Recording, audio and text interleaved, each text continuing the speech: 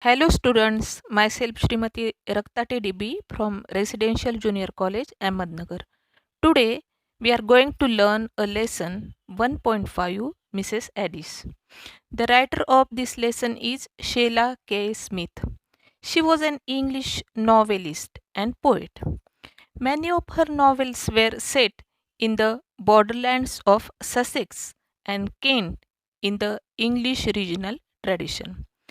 The story, Mrs. Addis, is about a desperate young man seeking shelter in a pageant woman's house as he is being chased by the guards of an estate. The woman reluctantly helps the man as he is her son's friend. But the turn of events thereafter show the woman in a different light. Students, let us first be introduced to the characters. First, Mrs. Addis. She is Tom's mother. Number second, Tom, son of Mrs. Addis. Third, Peter Crouch, Tom's friend.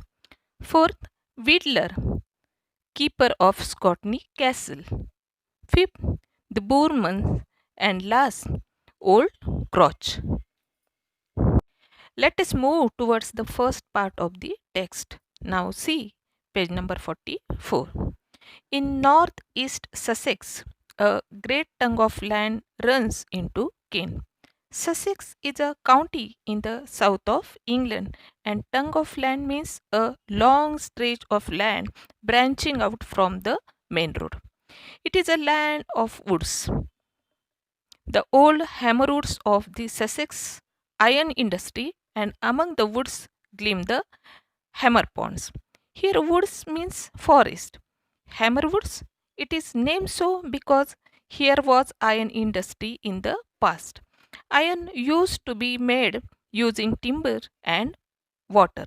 It was thick forest. Owing to the thickness of the woods, the road that passes Mrs. Addis' cottage is dark long before the fields beyond. That night there was no twilight and no moon, only a few pricks of fire in the black sky above the trees. There was a road in the wood that passes Mrs. Addis's cottage. The road was very dark due to the thickness of wood. This is a story of night. That was a dark night, no twilight, no moonlight, only a few pricks of fire. Students, the writer described this beautifully. A few pricks of fire means some stars in the black sky above the trees. But what the darkness hid the silence revealed. In this absolute stillness of the night, windless night, every sound was distinct, intensified.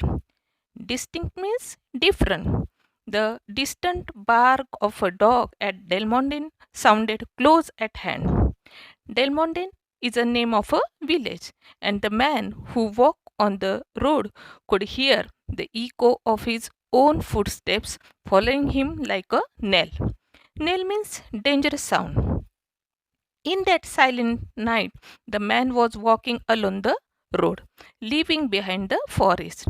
He was walking very fast with long footsteps. Every now and then he made an effort to go more quietly, but the roadside was a mass of thorns, and their crackling and rustling were nearly as loud as the thud of his feet on the road. Here we can get an idea of vast jungle. Besides, they made him go slowly, and he had no time for that. The man had no time to walk slowly. He was in a hurry to walk through the road. When he came to Mrs. Addis's cottage, he paused a moment. Only a small patch of grass lay between it and the road, and he looked in at the lighted, uncurtained window. While walking, the man came to the cottage of Mrs. Addis. He stopped there. Her cottage is just beside the road. He saw a window. There was no curtain. He could see Mrs. Addis stooping over the fire, taking some pot or kettle of it. Stooping over means bend over. The man saw through a window that Mrs. Addis was working in the kitchen, bending over the fire. It seemed she was cooking food in the kitchen. He hesitated and seemed to wonder. He thought of entering her cottage, but how to enter? Through the window or through the door? He was a big, heavy working man, not successful, judging by the poverty of his appearance. Here, the writer concludes that the man was not successful because his appearance was rough and untidy. For a moment, he made as if he would open the window. Then he changed his mind and went to the door instead. He walked straight in the kitchen. Mrs. Addis heard of his footsteps and turned round quickly. She exclaimed, "What, you, Peter Crouch? Now, I did not hear your knock." The man said, "I did not knock, ma'am. I did not want anybody to hear the knock. So I entered your house silently." Mrs. Addis was more surprised. She asked, "How is that?" The man said, "Ma'am, I am in trouble." His hands were shaking. He was trembling like in fear. Mrs. Addis asked him in anxiety, "What have you done?" The man replied, I I shot a man, Mrs. Addis." Mrs. Addis was shocked. "You? Did you shoot someone?" The man answered, "Yes, ma'am. I shot him." Mrs. Addis asked, "Did you kill him?" The man replied, "I don't know whether he is killed." For a moment there was silence in the small stuffy kitchen. Then the kettle boiled over, and hearing that sound, Mrs. Addis mechanically put it at the side of the fire. She was a small, thin woman with a brown, hard face on which the skin had dried in innumerable small hair like wrinkles. She was probably not more than 42, but life treats some women hard in the agricultural district of Sussex, and Mrs. Addis's life had been harder than most. Then Mrs. Addis asked very sorely, "What do you want me to do for you, Peter Crouch?" Peter Crouch said, "Let me stay here a bit." "Is there nowhere you can put me till they have gone?"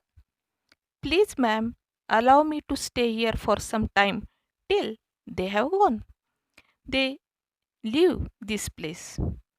Mrs. Addis asked, "Who are they? Who are referring to?" The man answered, "They are the keepers." Keepers means guards. Mrs. Addis asked, "Oh, you have had a quarrel with the keepers, have you?" Peter Crouch said, "Yes, ma'am. I was down by Cinderwood." Cinderwood? It is a name of wood. For finding something for me, and I saw four persons to follow me. They were chasing me. I was alone. I was fearful, and so I used my gun to shoot to protect me. Then I ran. They are after me. They cannot be far off now. They are nearby only. Please help me, Mrs. Addis. Give me a shelter for some time. Protect me." Mrs. Addis was puzzled. She thought what to do now. She could not speak for a moment. Peter Crouch looked at her beseechingly. Beseechingly means appealingly, with the hope for help.